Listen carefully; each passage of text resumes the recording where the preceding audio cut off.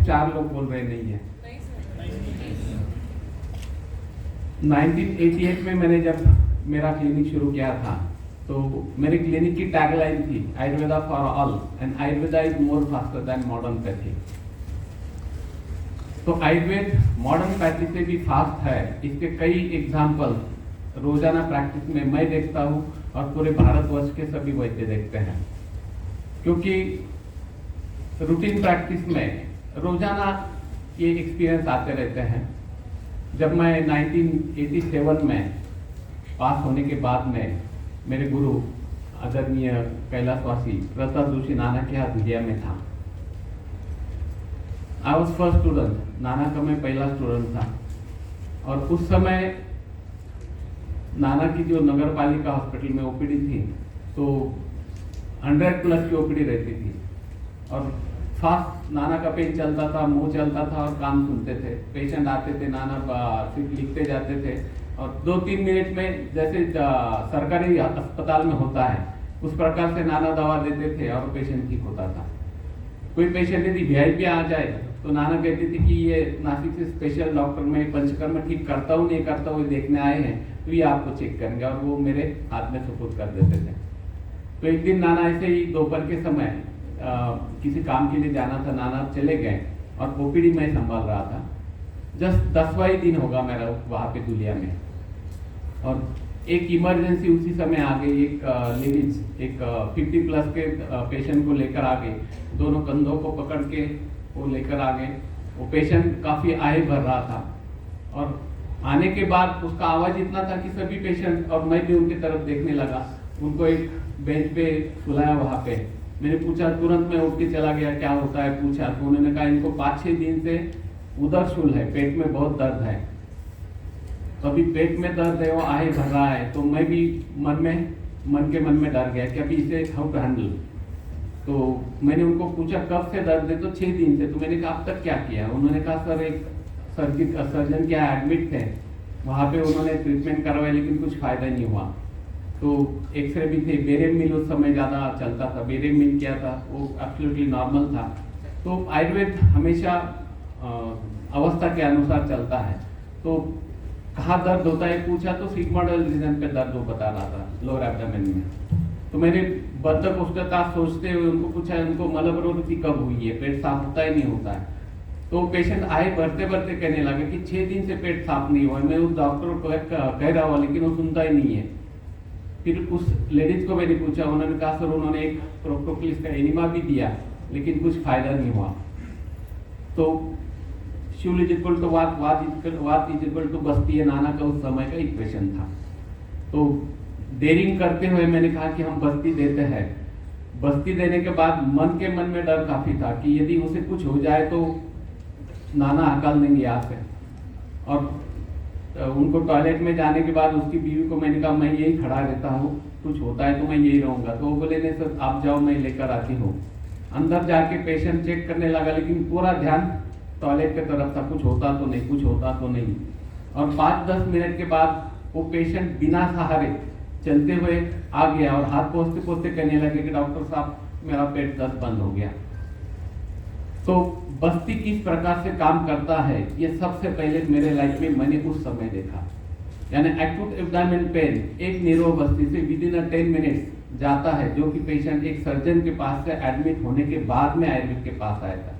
जबकि आयुर्वेद के पास से पेशेंट एलोपैथी के पास जाता है। लेकिन 1987 में मैंने देखा था कि मॉडर्न से पेशेंट आयुर्वेद के पास आ रहा है।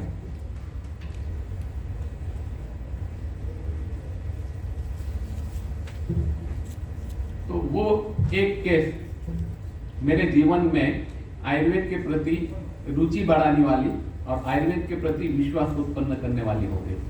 और उसके बाद में फिर 1988 में मैंने मेरी प्रैक्टिस शुरू की। प्रैक्टिस में 96 के दरमियान मेरा एक क्लासमेट जो कि एलेमिक में यमा था, एक दिन टंग पे थोड़ी सी गठन थी तो बोले वमन चल रहा है, वमन करना। मैंने कहा कर ले वमन। और उस समय अब तक वमन के लिए बुकिंग रहते थे, अक्टूबर से बुकिंग शुरू होती थी और मार्च फरवरी में शुरू, अप्रैल तक 200-250 वमन हम कर लेते थे। तो एक दिन हर रोज 2 वमन, तो एक दिन एक ओवरलैप हो गया, तो 3 वमन थे और ये चौथा वमन थी। तो अभी ये फ्रेंड था तो मैंने उसको लास्ट में रखा, लेकिन इसको सीवियर कॉन्स्टिपेशन रहता था हमेशा। तो कंपाउंडर को मैंने बोला था कि इसको नीरोबस्ती दिए बगैर वमन नहीं करना है इसका। तो 3 वमन हो गया, और फिर वो फ्रेंड ही था तो मैंने डोज बना के दे दिया, और कंपाउंडर को बोला कि तू शुरू कर दे वमन। और वमन हो गया, वो सो गया कॉट पे, और 5-1 मिनट के बाद में वो जोर जोर से चिल्लाने लगा। 6 फीट का काफी हेफ्टी ओबेस फ्रेंड था, लेकिन जोर जोर से चिल्लाने लगा। मेरा ग्राउंड फ्लोर पे दवाखाना था, रास्ते से आने जाने वाले भी देखने लगे कि क्या हो गया। तुरंत मैंने जाके उसे देखा तो वो तड़प रहा था, पेट पकड़ के ऐसे चिल्ला रहा था जोर जोर से।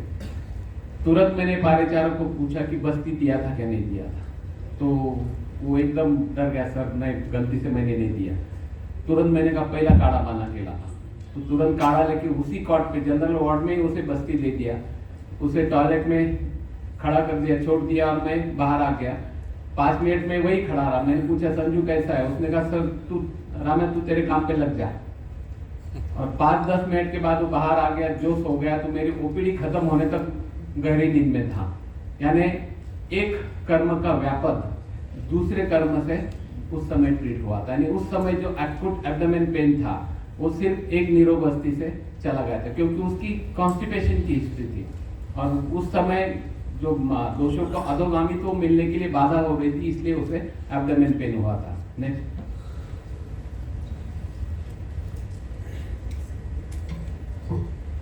और एक ये कहा जाता है कि आयुर्वेद से इमरजेंसी भी हैंडल नहीं होती, या इमरजेंसी के लिए आयुर्वेद में कोई भी दवा नहीं है। क्या ये सही है? सही नहीं है या नहीं? क्योंकि कोई भी प्रकार की इमरजेंसी आयुर्वेद से अच्छी तरह से हैंडल होती है। इवन दो इस्केमिक अटैक भी आयुर्वेद से हैंडल होता है, लेकिन उतनी सिक्योरिटी, उतना डेयरिंग वैद्य के पास होने के बावजूद भी सिक्योरिटी नहीं, इसलिए कोई डेयरिंग नहीं कर पाता। तो आयुर्वेद से इमरजेंसी भी अच्छी तरह से हैंडल होती है। 1-2 इमरजेंसी जस्ट अभी कल के फ्राइडे को मैं नासिक में ओपीडी के लिए आया था, जबकि एवरी सैटरडे रहती थी, लेकिन कल फंक्शन था कोपरगांव में, इसलिए फ्राइडे में ओपीडी हो गई। तो एक नासिक का एक पेशेंट जो कि रोड एक्सीडेंट में 60+ एज रोड एक्सीडेंट में 3 हफ्ते पहले रोड एक्सीडेंट में हेड इंजरी हो गई, और उसे कान से खून भी आ गया, तो तुरंत आईसीयू में भर्ती कर दिया गया। और एमआरआई में सब ड्यूरल हेमाटोमा, उसका थिकनेस 27 mm था, और फिर पेशेंट एकदम सिम्टमलेस, कान से थोड़ा सा खून आया, बाकी सभी पैरामीटर्स वाइटल सब नॉर्मल। वहाँ पे उन्होंने 48 आवर्स रखा, लेकिन कोई भी प्रॉब्लम नहीं था। लेकिन मिड लाइन शिफ्ट हुई थी ब्रेन की, फिर भी वो असिम्टोमेटिक था। तो वो डॉक्टर भी हैरान थे कि ऐसा कैसे हो रहा है। और फिर उन्होंने कहा कि ऑपरेट करना पड़ेगा, क्योंकि हेमाटोमा काफ़ी लार्ज है, तो उसको ड्रेन करना पड़ेगा, क्राइनोटोमी करनी पड़ेगी। लेकिन पेशेंट का कहना था कि मुझे कोई तकलीफ नहीं, तो क्यों करना है। तो पेशेंट की लड़की का मुझे फ़ोन आया 3 हफ्ते पहले कि सर ऐसा ऐसा है। तो मैंने पूछा यदि आईसीयू में है तो वो ट्रीटमेंट नहीं करने देंगे, डिस्चार्ज लेने के बाद हम ट्रीटमेंट कर सकते हैं। लेकिन यदि असिम्टोमेटिक है तो हम ट्रीटमेंट करेंगे, कुछ भी प्रॉब्लम आता है तो उसके बाद में डिसीजन ले सकते हैं। पेशेंट 15 दिन पहले नासिक के हॉस्पिटल में वो लेके आए, मैंने देखा वो कंफर्टेबल था, कोई भी प्रॉब्लम नहीं था। तो सिंपल थिंग ये चिकित्सा सूत्र तय किया कि होने वाला ब्लीडिंग को रोकना है, और जो है उसको एब्सॉर्ब करना है। तो कोई ज़्यादा ट्रीटमेंट स्पेशल जैसे कुछ नहीं, सिर्फ बोक्सोराजिकुल, कैशियरकुकुल और एमिस्टॉप जो कि एमिल फार्मा की आती है, जो हेमोस्टैटिक एक्शन होती है, वो दे दिया। और मैंने कहा वेट एंड वॉच करते हैं, और कुछ रक्त पित्तग्न योग भी साथ में था। और 15 दिन के यदि कुछ होता है तो फोन करो, फिर आगे का डिसीजन लेंगे। कुछ नहीं होता है तो मुझे 15 डेज के बाद दिखाओ। अभी फ्राइडे को आके गया, आने के बाद वो फ्रेश एमआरआई रिपोर्ट लेकर आया था, जबकि 1 हफ्ते के बाद फिर से वो उस आईसीयू डॉक्टर के पास गए थे। उन्होंने कहा कोई प्रॉब्लम नहीं तो वेट करते हैं, यदि आता है तो तुम तुरंत आना। और जब परसों रिपोर्ट लेकर आया तो जो हेमाटोमा का थिकनेस था 27 mm, वो रिड्यूस होके सिर्फ 3 mm बचा था।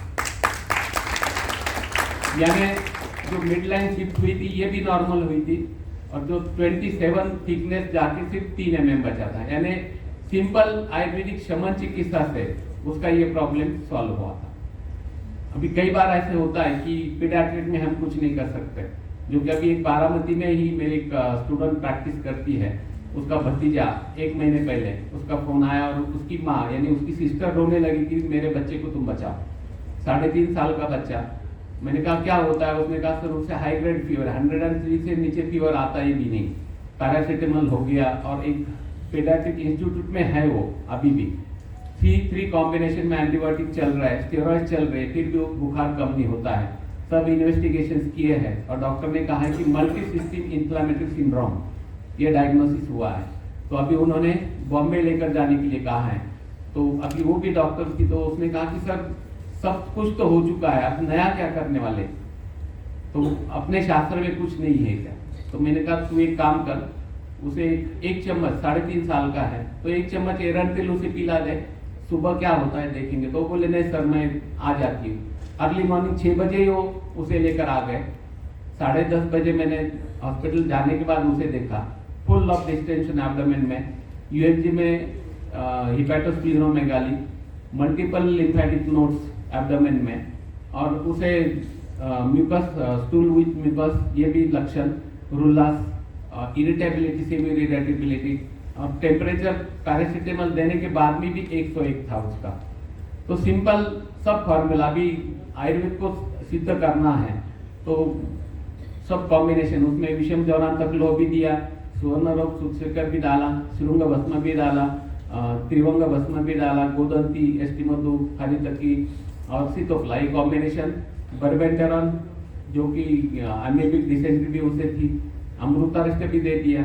और सबसे मेन जीर्णा ज्वर में रक्त मोक्षण शास्त्र में कहा है, जबकि उसे अभी 3 हफ्ते बुखार को हो गए थे। तो मैंने कहा इसमें रक्त मोक्षण हम कर सकते हैं, लेकिन बुखार है जब तक अग्नि प्रदीप्त नहीं होता तब तक हम रक्त मोक्षण नहीं कर सकते। तो ये ट्रीटमेंट एवरी 3 आवर्स चालू कर। कल यदि उसे खाने के लिए मांगता है तो WBC काउंट उसका 19,600 था। तो मैंने कहा कल वापस हेमोग्राम करते, CBC करते हैं, और CBC करते करते ही एक 10-15 ml खून एक्स्ट्रा निकाल लो तो रक्त मोक्षण हो जाएगा। शाम तक उसका बुखार कम हो गया। मॉर्निंग में उसका फोन आया कि सर बुखार तो अभी नहीं है, 99 है। तो मैंने कहा एक बार WBC काउंट देख लेते हैं। तो फिर से हेमोग्राम कर ले और 15 से 20 cc रक्त मोक्षण कर ले। उसने उस प्रकार से कर लिया। काउंट जो कि 19,600 था वो 12,200 हुआ था। यानी इंफ्लेमेटरी जो प्रोसेस थी ये कहीं ना कहीं ब्रेक हुई थी, उसका बुखार भी कम हुआ था, और 2-3 दिन के बाद में एवरीथिंग वाज नॉर्मल। यानी multiple system inflammatory syndrome Ayurveda से सिर्फ 3 दिन में ट्रीट हुआ था।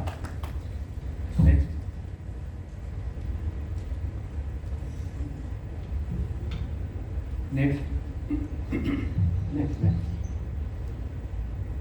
चलो आज का सब्जेक्ट जो है वो है पेन मैनेजमेंट थ्रू आयुर्वेद या पंचकर्म।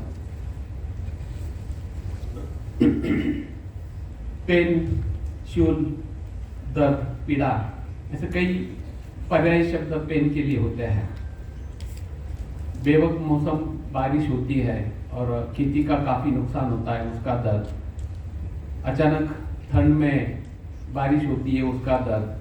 ग्रीष्म की हीट का दर्द, महंगाई बढ़ती है उसका दर्द, या इलेक्शन आने वाले उसके पेंशन का दर्द, मन के विरुद्ध जो जो बातें होती है उसके कारण मन को होने वाला दर्द। तो ऐसे अनेक दर्द हम हमारे सार्वजनिक जीवन में देखते हैं, अनुभूत करते हैं। लेकिन वैयक्तिक जीवन का यदि हम सोचते हैं तो शारीरिक पेन और मानसिक पेन, शारीरिक दर्द और मानसिक दर्द, ये 2 प्रकार होते हैं। मन के विरुद्ध जो भी चीज होती है वो स्ट्रेस या चिंता उत्पन्न करने वाली होती है, तो वो दर्द मानसिक दर्द में जाता है।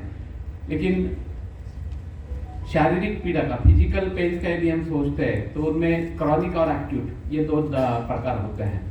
तो एक्यूट दर्द जो होता है वो ज्यादातर कैजुअलिटी कुछ होती है, एक्सीडेंट होता है, या पोस्ट ट्रॉमेटिक जो दर्द होता है ये एक्यूट पेन में जाएगा। लेकिन क्रॉनिक दर्द का यदि हम सोचते हैं तो आयुर्वेद और मॉडर्न टर्मिनोलॉजी, इनका मेरे मध्य से जो होता है वो मैंने कुछ विश्लेषण किया हुआ है।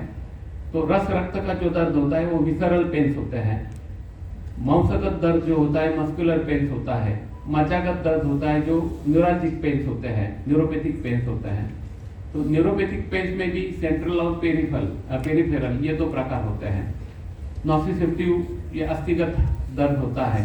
फिर अनएक्सप्लेन पेन्स है, प्रिकिंग पेन्स है, रेडिएटिंग पेन्स, ऐसे अनेक दर्द के प्रकार होते हैं। नेक्स्ट, अब ये टाइप ऑफ पेन्स है। बर्निंग पेन, थ्रॉबिंग पेन्स ये रक्त दुष्टिजन्य है। प्रिकिंग पेन्स वात दुष्टिजन्य है। मस्कुलर, रेडिएटिंग, अनएक्सप्लेन, नॉसिसेप्टिव और न्यूरोपैथिक पेन्स। अब एक एक का डिटेलिंग हम जाएंगे। नेक्स्ट, अब थ्रॉबिंग पेन्स, बर्निंग पेन्स जो होते हैं ये रक्त दुष्टिजन्य होते हैं। किसी शरीर में किसी अवयव की जगह पे या बाह्य भाग में या स्थानिक लीजन पे कहीं दाह, फनपन, ठसठस, ये मराठी टर्मिनोलॉजी। पेशंट सांगतो की मला दाह होतो, आसपास फनपन होते, ठसठस होते हैं या कहीं विदर्दी हो जाती है। तो पस फॉर्मेशन के बाद में जो दर्द होता है ये थ्रॉबिंग पेन्स, रक्त दुष्टिजन्य पेन्स होते हैं। और इनमें रक्त मोक्षण ये दी बेस्ट सॉल्यूशन होता है। रक्त मोक्षण यदि ऐसे पेशेंट में तुम करते हो तो विश्व के किसी भी पैथी के किसी भी इंजेक्शन से इंस्टेंट रिलीफ रक्त मोक्षण से मिलता है। अल्प समय में दीर्घ समय तक उपशय देने वाला पेन मैनेजमेंट में रक्त मोक्षण ये सबसे अहम असर है, यानी सबसे महत्वपूर्ण असर है। अब माइग्रेन को हम देखते हैं। मैंने मेरे प्रैक्टिस में 25 साल, शुरुआत में फिर माइग्रेन आती थी, फिर माइग्रेन आती थी, फिर वैसोग्रेन आती थी, फिर आजकल नैसडाउन चल रही है। तो 25 साल से वो माइग्रेन के लिए गोली खाता था। और फिर आयुर्वेद के पास आने के बाद में सिर्फ एक रक्त मोक्षण से उसकी गोली बंद हो गई। तो माइग्रेन जिसे आर्धावेदक भी कहते हैं, तो ये ज्यादातर रक्त पित्त दुष्टिजन्य होता है, पित्त प्रकोप वाले को होता है। हमारे कॉलेज के 2016 की बात बता रहा हूँ। हमारे कॉलेज में कोपरवा में एक इंजीनियरिंग कॉलेज है, उनके परमिशन से उन्होंने कहा कि मेरा नाम कहीं भी आप बता सकते हो। तो मिस्टर कापगते, डॉक्टर कापगते, ही PhD, तो वहाँ के प्रिंसिपल है, उनकी मिसेस हमेशा आयुर्वेद चिकित्सा के लिए आती थी, जबकि आयुर्वेद पे कभी बिलीव नहीं करते थे। तो ये हमेशा आने के बाद बाहर ही बैठते थे। उनकी बीवी अंदर कंसल्टिंग में आके जो प्रॉब्लम है बता के दवा लेकर जाती थी। तो एक दिन शाम के समय वो उनकी बीवी दोनों कंधों को पकड़ के, और उन्होंने पूरा सर दोनों हाथों से ऐसा कस के पकड़ा था, उनको अंदर लेकर आ गए। तो तुरंत मैंने उनको देख के मैं चेयर से खड़ा हो गया। मैंने कहा क्या हुआ? तो उन्होंने कहा सर उनको माइग्रेन की शिकायत है। तो मैंने टेबल पे, एग्जामिन टेबल पे सोने के लिए कहा, कब से दर्द होता है ये पूछा। तो उन्होंने कहा 6 दिन से दर्द हो रहा है। तो मैंने कहा 6 दिन से क्या किया फिर? तो उसने मेरे तरफ देख के कहा कि सर आपको पता है वो बिलीव नहीं करते। तो फिर मैंने कहा अब तक क्या किया? उन्होंने कहा सर एलोपैथ चल रहा है, अब तो सुबह शाम ट्रामाडोल का इंजेक्शन भी ले रहे, फिर भी दर्द नहीं कम होता है। तो फिर मैंने कहा सर ट्रीटमेंट करेंगे। तो उन्होंने सिर्फ गर्दन हिलाई, ब्लड प्रेशर देख लिया। उनकी बीवी को पता था कि मैं रक्त मोक्षण करने वाला हूँ, तो उसने आते वक्त ही एक मिल्क शेक पिला के उनको लाया था। तो मैंने ब्लड प्रेशर देख के हेडलो की पोजीशन दे दी और रेगुलर प्रिक लेकर मैं फिर से कंसल्टिंग में आके बैठ गया। और एक 10-12 मिनट के बाद में वो सर आराम से अंदर आ गए। सब स्टूडेंट्स खड़े थे वहाँ पे। और आने के बाद उन्होंने कहा कि सर आई एम कंफर्टेबल। मैंने कहा दर्द गया? उन्होंने कहा 100% पेन इज गॉन। मैंने कहा आयुर्वेद से फर्क होता है? तो तुरंत उन्होंने कहा कि सर सैल्यूट टू आयुर्वेदा। और बाकी जितने स्टूडेंट्स थे सबको कहा कि यू आर लकी फेलो कि आपको आयुर्वेद सीखने को मिल रहा है। और फिर उस समय उन्होंने फीस पूछी, जबकि उनकी बीवी से मैं कभी भी फीस नहीं लेता था। मैंने सोचा शायद इनको पता नहीं कि मैं इनकी बीवी की भी फीस नहीं लेता हूँ। तो उन्होंने कहा सर कितनी फीस होगी? मैंने कहा ऐसे मामूली चीजों की हम आयुर्वेद वाले कभी पैसे नहीं लेते, क्योंकि मेरी इन्वेस्टमेंट कितनी थी? सिर्फ 1 रुपए की निधन। तो मैंने कहा सर पैसे नहीं लेते। उन्होंने कहा सर कुछ दवा चाहिए? मैंने कहा मामूली बीमारी के लिए दवा भी नहीं हम देते, इससे क्या फर्क होता है देखेंगे, बाद में देखते हैं। और उस दिन के बाद वो जो गए, तो अभी लॉकडाउन के बाद में अभी अप्रैल 22 में वो आए थे। तो आए तो मैंने कहा सर उसके बाद में अभी करीबन 6 साल के बाद में आ रहे। तो उन्होंने कहा सर उस दिन से आज तक मुझे कभी भी कोई भी बीमारी नहीं हुई है। आपको आश्चर्य लगेगा, कोविड में मेरे स्टाफ को जब कोविड हुआ था तो उनकी बीवी भी साथ में रहती थी, मैं उनके साथ में रहता था, फिर भी मुझे कोविड भी नहीं हुआ। तो मैंने कहा फिर क्या आने का कारण, तो उन्होंने कहा मुझे कुछ एलर्जिक रैशेस आए हैं। तो मैंने बीवी को कहा कि रक्त मोक्षण करेंगे तो निकल जाएंगे, यानी उनको आर्टिकेरिया हुआ था। तो सब जितने स्टूडेंट्स थे मैंने उन सबको कहा कि he was anti Ayurveda person, ये एकदम आयुर्वेदा के एंटी थे। और फिर उन्होंने खड़े होकर कहा कि रियली मैं कभी आयुर्वेद को बिलीव नहीं करता था, लेकिन एक रक्त मोक्षण के बाद में मैं पूरा आयुर्वेद का हो गया हूँ। तो मैंने उनको तब बताया कि सर आपका जो रक्त मोक्षण हुआ था, तो उस रक्त मोक्षण के कारण और आपके कारण एक लड़के की जिंदगी आपने बना दी है। तो उनको कुछ समझ में नहीं आया। तो उन्होंने कहा ऐसा क्या किया मैंने? तो मैंने कहा सर आपको पता है मैंने एक बच्चे को आपके पास भेजा था, क्योंकि हमारी जो स्टाफ नर्स थी वो मोमेडियन थी, विडो थी। तो उसका लड़का 10वीं पास हो गया, 78% मार्क मिल गए। और फिर दूसरे दिन उसने कहा कि सर वो तो हम तो आगे नहीं, मैं तो आगे नहीं पढ़ा सकती इसको, तो रिसेप्शन पे इसे आप नौकरी दिलवा दो। तो उससे मैंने बात की, उसने कहा सर मुझे पढ़ना है लेकिन मम्मी नहीं बोलती है।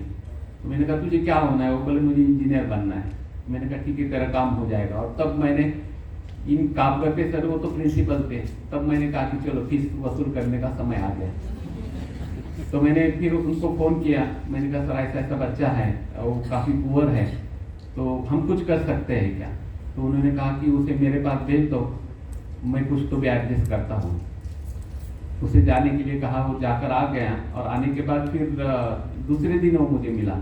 मैंने कहा क्या हुआ? तो उसने कहा सर मिला तो उन्होंने कहा कि 25,000 रुपये शुरुआत में एक बार भर दो, उसके बाद में हम स्कॉलरशिप में सब एडजस्ट कर लेंगे और वो 25,000 बाद में रिफंड मिल जाएंगे, लेकिन शुरुआत में भरने पड़ेंगे। तो उसकी माँ ने कहा कि वो नर्स की सिस्टर, वो बोले सर मैं 2500 भी नहीं भर सकते, 25,000 कहाँ से भरूं?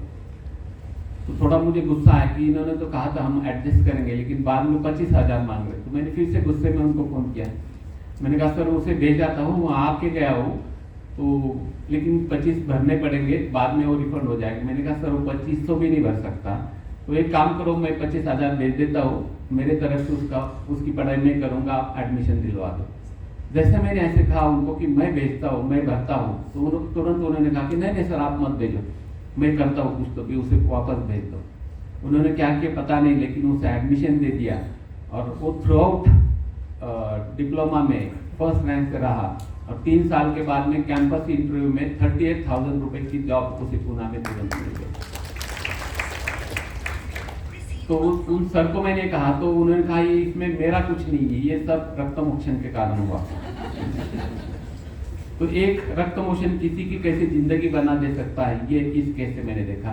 तो एक्यूट दर्द जो भी होता है वो माइग्रेन का, वो जुगुलर रक्त मोक्षण जरूरी होता है। यदि तुम जुगुलर नहीं कर सकते तो उस साइड का क्यूबाइटल भी रक्त मोक्षण करते हो तो भी फायदा हो जाता है।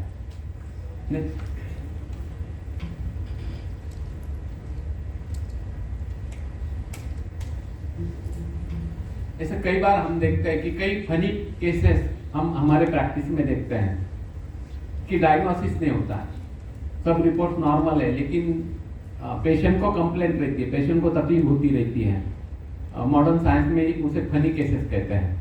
अब एक महिला थी, अहमदनगर से प्राइमरी टीचर थी, और उसे 2 सालों से लेफ्ट कान में, लेफ्ट नेक में सीवियर बर्निंग पेन्स होते थे। शुरुआत में जनरल प्रैक्टिशनर को दिखाया, फिर ईएनटी सर्जन को, फिर सर्जन को, फिर फिजिशियन को, फिर न्यूरोलॉजिस्ट को, और उसकी वो भ्रमंती 6 महीने से चालू ही थी। सब रिपोर्ट नॉर्मल थे। डॉक्टर ने कहा कि तुम सोचती हो, ज़्यादा तो कुछ नहीं है। और पिछले 6 महीने से वो राजा छुट्टी लेकर घर पर ही थी। वो प्राइमरी टीचर थी। किसी ने फिर आयुर्वेद का कहा, और वो जब आयुर्वेद के पास आई तो सितंबर महीना था, यानी शरद ऋतु। उसकी स्लिम ट्रिम प्रकृति दिखने में वो पित्त प्रकृति की लग रही थी। तो तुरंत मैंने पूछा कि ये महीने में दर्द ज़्यादा हो बढ़ा क्या? तो उसने कहा कि दर्द बहुत बड़ा है, और जो भी बातें करती थी कान के तरफ हाथ लगा के आंखों में पानी लाते हुए कहती थी। तो पित्त प्रकृति की महिला, पित्त प्रकोप का काल और पित्तजन्य रक्त दूषितजन्य दर्द, तो हेतु ढूंढना ही जरूरी होता है। यदि हम हेतु ढूंढते हैं और निदान परिवर्जन करते हैं तो पेशेंट जस्ट लाइफस्टाइल मॉडिफाइड करना है तो पेशेंट आधा तो वही ठीक हो जाता है। तो उसको मैंने आहार में लवणाम्ल रसात्मक आचार खाती हो कि ये पूछा, तो तुरंत उसने नहीं कहा। एक पित्त प्रकृति की महिला या लड़की आचार नहीं खाती, ये बात कभी हजम नहीं होती। तो मैंने कहा अच्छा एक ही खाती हो रोज? तो उसने कहा हाँ, एक ही खाती हो। मैंने कहा दही ठंडा होता, दही खाती हो क्या? तो उसने कहा सर मैं रोज एक कटोरी दही खाती हूँ, फिर भी मुझे तकलीफ होती है। तो आयुर्वेद के अनुसार निदान हेतु तो था लवणाम्ल रसात्मक आचार और दही, उसके कारण आम्ल पित्त से रक्त दुष्टि और रक्त दुष्टि से ऊर्ध्वगामी तो होके ये 10 लक्षण थे। तो मैंने उससे पूछा कि आप ठीक हो जाओगे, उतर जाओ। तो उसके हस्बैंड ने सामने फाइल का गट्ठा रखा और उसने कहा कि सर एक बार आप रिपोर्ट देखो फिर बताइए। शायद उसको उसके इकलौती पत्नी की केस मेरे समझ में नहीं ऐसे लग रहा था। तो मैंने कहा कि ये आयुर्वेद के अनुसार, उससे पूछा आम्ल पित्त की शिकायत है? उसने कहा सर वो तो मुझे काफी दिनों से है और मैं रेगुलर ओमेज खाती हूँ। मेंसेस में ब्लीडिंग कितना होता है पूछा, उसने कहा सर ब्लीडिंग तो अब बिल्कुल नहीं होता है, जब से ट्यूबेक्टमी फैमिली प्लानिंग का ऑपरेशन हुआ तब से जस्ट स्पॉटिंग होता है। तो आयुर्वेद के अनुसार लवणाम्ल रसात्मक हेतु आम्ल पित्त प्रकोप, पित्त से रक्त दुष्टि, आधो रक्त पित्त जो अपान वायु दुष्टि के कारण ऊर्ध्वगामी तो होके वहां पे 10 लक्षण उत्पन्न हो रहे थे। फिर से उसके हस्बैंड को मैंने कहा कि हम रक्त मोक्षण करते हैं तो ये ठीक हो जाएगी, इसे दवा की भी जरूरत नहीं है। अब टीचर लोग आपको पता होते हैं कितने कैलकुलेटेड होता है। तो वो उन्होंने नहीं बोला तो मुझे गुस्सा आया, क्योंकि अभी 35-36 साल हो रहे हैं, कोई बोलता है ये किस कर्म करना है और नहीं बोलता है तो इंसल्टिंग लगता है। तो मैंने कहा कि आपको ये जल्दी ठीक होना है तो ये करना पड़ेगा, नहीं तो आप घर जाए, आप बाहर जाके सोचो और फिर बाद में आओ। वो काफी 5-10 मिनट बाहर बैठे, चले गए। दूसरे दिन फिर से आए और आने के बाद फिर से पूछा लेकिन रक्त मोक्षण से सही में फर्क होगा क्या? मैंने कहा पहले एक बार कर लो, बाद में देखते हैं। और फिर जुगुलर रक्त मोक्षण उसका किया। दवा, मैंने कहा दवा की जरूरत नहीं है, इससे कितना फर्क होता है देखते हैं। और 6 दिन उपरांत के बाद उसे बुलाया। 6 दिन के बाद में जब आई तो उसने आते ही कहा कि सर रक्त मोक्षण जिस दिन से किया उस दिन के बाद में मेरा दर्द गायब हो गया, तो क्या मैं अब फिर से अचार खा सकती हूँ क्या? तो मैंने कहा अभी मेन हेतु तो वही था, दोबारा नहीं खाना है। फिर एक 6 दिन की दवा दे दी और उसको कहा कि एवरी ईयर तुम तकलीफ हो ना हो रक्त मोक्षण कर लेना है। तो जो अनडायग्नोज केस थी ये सिर्फ एक रक्त मोक्षण से उस समय चली गई थी। नेक्स्ट, अब अपेंडिसाइटिस, जिसे आयुर्वेद में अंतर्पुच्छ शोथ या अंतर्विद्रति कहा गया है। कई बार हम देखते हैं कि पहले हम जब कॉलेज लाइफ में थे तो टॉन्सिलेक्टोमी करते थे। हर बार गले में खराश हो गई, टॉन्सिल जरूरी नहीं होता है, निकाल डालो नहीं तो तबीयत नहीं सुधरेगी, ऐसे डॉक्टर लोग कहते थे। उसके बाद में फिर अपेंडिसेक्टोमी चालू हो गई, क्योंकि अपेंडिक्स ये अनवांटेड ऑर्गन शरीर में भगवान ने दिया, ऐसे डॉक्टर कहते थे। और वो अपेंडिसेक्टोमी कर लेते थे। लेकिन लेटेस्ट रिसर्च में यह प्रूव हुआ है कि अपेंडिक्स ये बॉडी के लिए हेल्पफुल होता है। एक हेल्पफुल बैक्टीरिया का प्रोडक्शन अपेंडिक्स में होता है, इसलिए अपेंडिक्स निकालना गलत है, यह अब मॉडर्न साइंस कह रहा है, जो कि हमारे ऋषि मुनियों ने पहले से कह के रखा था। इसलिए उसकी चिकित्सा निकाले न जाए, इसलिए उसकी चिकित्सा उन्होंने कही थी। तो कई बार एक्यूट अपेंडिसाइटिस में जलोकाचारण से पेन बंद होते हुए मैंने देखे, जो कि मेरे पहले बुक में वो सब मेंशन किया हुआ है।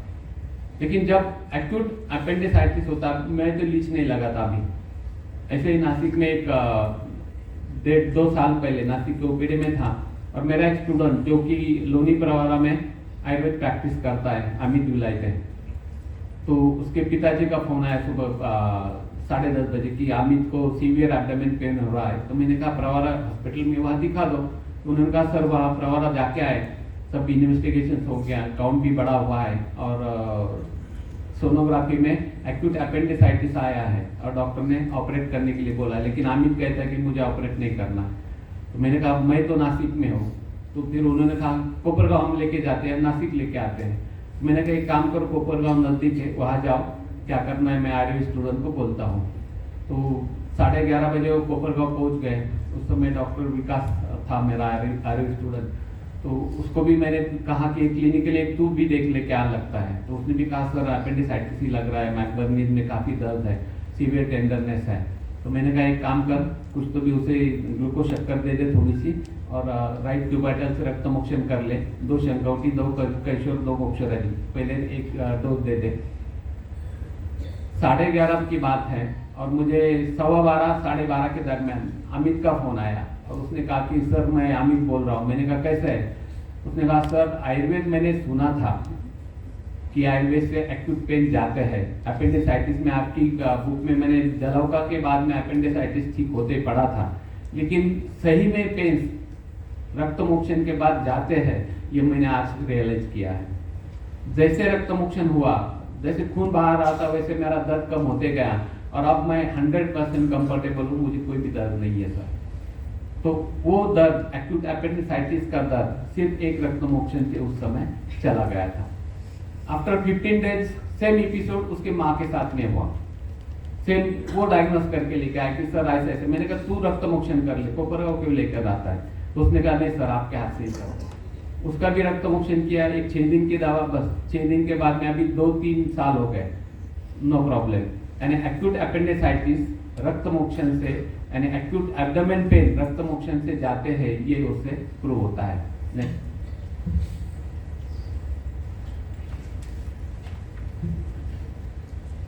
हर्पीज एक समय में HIV के कारण लैक ऑफ इम्यूनिटी से काफी हर्पीज के पेशेंट प्रैक्टिस में दिखाई देते थे, लेकिन बीच का पीरियड ये कम हो गया है। लेकिन अब पोस्ट कोविड कॉम्प्लिकेशन में हर्पीज फिर से प्रैक्टिस में दिखाई देने लगा है। हर्पीज के भी टाइप्स आपको पता है मॉडर्न के अनुसार, हर्पीज सिम्प्लेक्स, हर्पीज ऑफ्थेल्मिकस, जोस्टर वगैरह। इसमें शुरुआत में थोड़ी सी फुंसी आती है जो कि बर्न के बाद में जैसे बुलबुला आता है उस समय तरीके से आती है, और फिर 12 से 24 घंटे के बाद 72 आवर्स इंक्यूबेशन पीरियड बोला है, और उसके बाद में सीवियर बर्निंग होता है। बर्निंग इतना सीवियर होता है कि कपड़ा भी लगने नहीं देता, सादी फूक भी नहीं चलती। तो ये दाहा, फनपन, ठस-ठस, ये अंगार होना, ये सब हमारे जो आयुर्वेद में विसर्प के लक्षण बोले उसमें होता है। मॉडर्न साइंस में असाइक्लोविर हाई डोज में देते हैं, फिर भी पेशेंट को असाइक्लोविर लोकल एप्लीकेशन या टैबलेट के बाद में भी 10 दिन से 15 दिन तो लगते ही लगते हैं। कई पेशेंट मैंने देखे कि 1.5 महीने के बाद में भी प्रॉब्लम चला नहीं गया नहीं, ऐसे दिखाई देता है हर्पीज ऑफ्थेल्मिकस का। लेकिन उसके बाद में जिंदगी भर आयुर्वेद और एलोपैथ के ट्रीटमेंट में ये फर्क है। मॉडर्न से यदि वो 3 हफ्ते में या महीने में ठीक होता है तो neurologic pains, post herpetic pains उसे जिंदगी भर रहते हैं। जबकि यदि वो पेशेंट आयुर्वेद के पास आता है, तुरंत एक बार रक्त मोक्षण होता है तो रक्त मोक्षण के बाद में दर्द तुरंत से जाता है और 2-3 दिन में सब ब्लिस्टर्स कम होके, श्रिंक होके बंद निकल जाते हैं, और पोस्ट हार्पेटिक न्यूरॉलजिया जिंदगी भर कभी नहीं होता। ये मेरा खुद का एक्सपीरियंस है। तो रक्त मोक्षण उसमें सबसे अहम ट्रीटमेंट होती है। अभी कोविड के दरमियान की बात है, येवला के एक वहाँ के PSI थे, शाम को समय हमारी ओपीडी सुबह 11 से रात 8 बजे तक नॉन स्टॉप रहती है। 7:30 पौने 8 बजे पेशेंट खत्म हो गए तो मैं पेशेंट जैसे बाहर निकलता है तुरंत लॉक ड्रावर को लॉक लगा के निकलते हैं। तो मैं उठ ही रहा था तो एक PSI अंदर आ गया ड्रेस में, और मेरे हॉस्पिटल के सामने बीच में पैसेज है और सामने एक डर्मेटोलॉजिस्ट है। तो आ गया तो उसने कहा सर एक काम था, तो उसने उसकी पहचान करा दी, मैं येवला में PSI ऑन ड्यूटी में मैं आया हूँ, तो एक काम है। मैंने कहा बोलो। तो उन्होंने कहा कि सर सामने जो डॉक्टर है उनके पास 7-8 पेशेंट बैठे हैं, तो मुझे उनको दिखाना था, तो मुझे ऑन ड्यूटी है, तो प्लीज आप उनको मुझे लेने के लिए बोलते हो क्या? तो थोड़ा सा मेरा भी ईगो हर्ट हो गया। तो मैंने कहा ऐसा काम हम नहीं करते, क्योंकि आज उनको मैं बोलूंगा तो 10 बार मुझे बोलेंगे फिर, क्योंकि मेरे पास भी उतनी भीड़ रहती है। 10 बार वो बोलेंगे इसको ले लो उसको ले लो, तो ये काम नहीं हम करते। तो निकल रहा तो मैंने कहा क्या हुआ आपको? तो उन्होंने कहा मुझे नागिन हुई, मराठी में नागिन बोलते हैं, तो मुझे नागिन हुई है। तो मैंने कहा कब से हुई है? उन्होंने कहा सर 3 हफ्ते हो गए, वहाँ पे येवला में भी ट्रीटमेंट चल रही है लेकिन कुछ फायदा नहीं हो रहा है। तो मैंने वो प्रिस्क्रिप्शन देखा, मैंने कहा तुम अमेरिका भी जाओगे तो इससे अलग क्या आने वाला है? वो क्या नया दूसरा क्या देने वाले? तो बोले फिर क्या करें? तो मैंने कहा तुम कल सुबह तक ठीक हुए तो चलेगा क्या? तो बोले चलेगा, कोई प्रॉब्लम नहीं, क्या करना है? तो मैंने कहा ऐसे रक्त मोक्षण करो टेस्ट। तो वो तैयार हो गया। तो मैंने एक स्टूडेंट को बोला रक्त मोक्षण कर लो, दवा के लिए कल बुला लेना, क्योंकि वो पैसे तो देने वाला नहीं ड्रेस में है। तो मैंने कहा कल दवा के लिए बुला ला, और मैं उनको बोल के चला गया। दूसरे दिन 12:30 बजे वो भीड़ में आ गया, और आने के बाद पहले पुलिस सैल्यूट उसने मुझे मारा और कहा कि सर एकदम मिराकल हो गया, एकदम रामबाण काम हो गया। मैंने कहा क्या हुआ? तो जैसे खून निकाला, मैं ड्यूटी पे जाने के बाद में भी मैं सो गया, ऑन ड्यूटी था फिर भी मुझे नींद लग गई। मैंने कहा नींद लगी या नहीं? तो उसने कहा सर दर्द मेरा पूरा चला गया, तो अब आगे कुछ दवा लेनी है क्या? तो फिर दवा नहीं देते तो पैसे नहीं मिलते। तो मैंने कहा नहीं आगे दवा लेना है। तो फिर उसे रक्तपाचकोटी कैशर गुगुल दे दिया और शतद्रुत ऊपर से लगाओ, इतना कह के 6 दिन के फिर कल के रक्त मोक्षण के, और वो बैच के साथ वापस फीस भी ले ली। यानी इंस्टेंट रिलीफ रक्त मोक्षण से मिलता है, उसमें शुरू होता है। अब कई बार ऐसे होता है कि क्रॉनिक पेशेंट है, पोस्ट हार्पेटिक न्यूरालजिया है, और ऐसा पेशेंट यदि आता है, अभी बीच में एक लेडी आई थी कंसल्टिंग में, अंदर आवाज आ रहा था, वो जो से बीच में चिल्ला रही थी, रोने लगती थी बीच में। मैंने पूछा तो एक ने कहा कि सर एक ओल्ड लेडी है और वो बीच बीच में 5-10 मिनट हुए थे जोर से चिल्लाती रोती है। तो उसको अंदर लेने के लिए बोला, पूछा, काफी वीआईपी घर से थी वो। तो उन्होंने कहा कि उनको नागिन हुई थी, उसके बाद से उसे दर्द होता है। मैंने कहा फिर रोते क्यों हो, चिल्लाते क्यों? बोले सर एकदम बेकार दर्द होता है। तो फिर उसका भी रक्त मोक्षण किया, और रक्त मोक्षण के बाद में नंबर आने तक करीबन 2-2.5 घंटे तक वो विदाउट चिल्लाए, विदाउट रोए वो बैठी रही। यानी पोस्ट हार्पेटिक पेन क्रॉनिक भी होता है तो भी तुरंत जाता है, ये इससे प्रूव होता है। नेक्स्ट, ये जो मैंने कहा था कि एक पोस्ट हर्पिस ऑप्थेल्मिकस का, ये कल्याण में एक लड़का था, उसका मुझे फोन आया, सर मुझे चेहरे के ऊपर हर्पिस हुआ है। मैंने कहा कल्याण से आने की जरूरत नहीं, कल्याण में मेरे स्टूडेंट्स है, एक का नंबर दे दिया, वहां दिखा दो, ठीक हो जाएगा।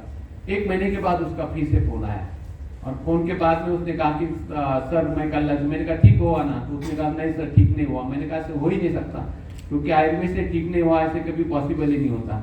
तो उसने कहा नहीं सर, घर वाले ने कहा पहले तुम एलोपैथी लेके ठीक हो जाओ, फिर आयुर्वेद के साथ खेलते बैठो। तो घर वालों ने मुझे दूसरी जगह लेके गए, लेकिन महीना हो गया, फर्क ही नहीं पड़ रहा है, बहुत अंगार होती है। तो मैंने कहा फिर वहां दिखा दो, नहीं मैं कोपरगांव आ जाता हूँ।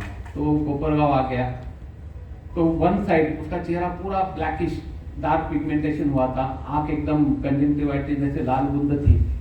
और सबसे पहले एक नई चीज मैंने देखी थी, उसके मोलर टीथ भी हिलने लगे थे उसके बाद में वो इन्फेक्शन से, और कान में भी अंगार होती थी।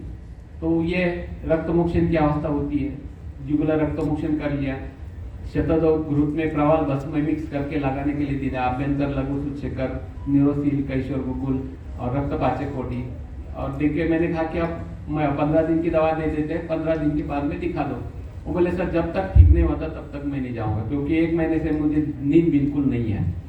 और वो उसने कहा थी कि मैं लॉज में रह लूंगा। मैंने कहा रह लो लॉज में।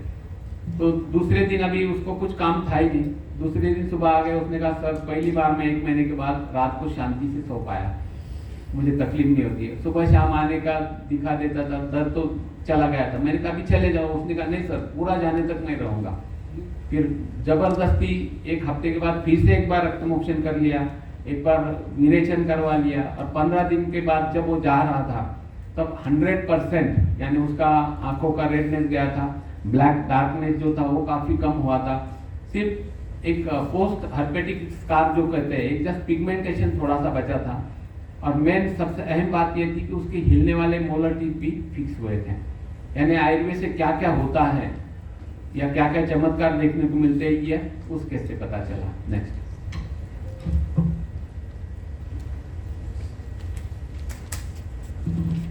आप बोलेंगे कि पेन मैनेजमेंट पे बोल रहे हैं और ये कहा विदर्दी यानी जिसे हम बॉइल बोलते हैं, बेड मराठी में बोलते हैं, तो ये क्या बता रहे हो। लेकिन कई बार क्या होता है कि प्रैक्टिस में कोई ना कोई पेशेंट आता है की यहाँ पे गळू मराठी गळू म्हणतात, गळू झालं किंवा बेड झालं, तर ॲक्झिलरी बॉइल जो होते हैं एक के बाद में उसे मराठी 7 पुळ्या म्हणतात। एक होने के बाद दूसरी 7 होते ही होते हैं। ट्रायल मैंने ऐसे देखे रूरल एरिया में कि एक के बाद में दूसरी, दूसरी के बाद में तीसरी, ऐसे 7 के बाद में ये सिलसिला बंद होता है। तो ये सिलसिला बंद क्यों होता है, उतने दोष निकल जाते हैं, फिर रिकरेंसी बंद हो जाती है।